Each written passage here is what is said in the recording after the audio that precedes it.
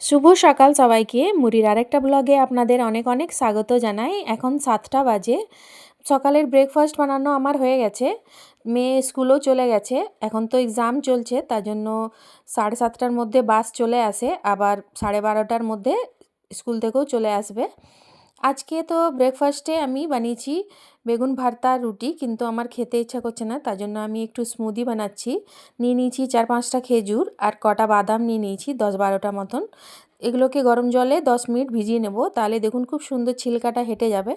তারপরে ছিলকাটা হাঁটিয়ে এর মধ্যে মিক্সার জারে দিয়ে দেবো আমি দুধ দিয়ে এটাকে পিষে নেব। অনেক সময় রুটি খেতে ইচ্ছা করে না, তখন এমনি করে বানিয়ে দেখবেন, খেতে কিন্তু খুব ভালো লাগে আর হেলদিও হচ্ছে। দেখুন পিষেও নিয়েছি। এরপর একটা গ্লাসের মধ্যে ঢেলে নেব।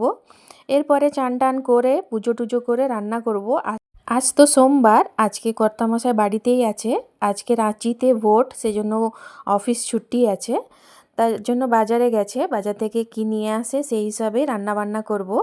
আমার এই ভিডিওগুলো যদি আপনাদেরকে দেখতে ভালো লাগে তাহলে অবশ্যই সাবস্ক্রাইব করবেন, আর যারা ফেসবুক থেকে দেখছেন ফলো করবেন। দেখুন আমার এইদিকে রান্নাবান্নাও হয়ে গেছে। এইদিকে বানিয়েছি ভাত, এখানে আছে ডাল, তারপরে এখানে বানিয়েছি মাছ নিয়ে এসেছিলো বাজার থেকে, ফুলকপি আলু দিয়ে মাছের ঝোল বানিয়েছি।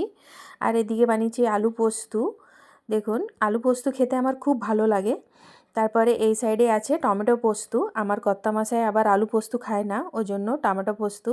আর এদিকে বানিয়েছি কুলের চাটনি। ভিডিওটা তাহলে এখানেই শেষ করছি। সবাই ভালো থাকবেন, দেখা হবে পরের একটা ভিডিওতে।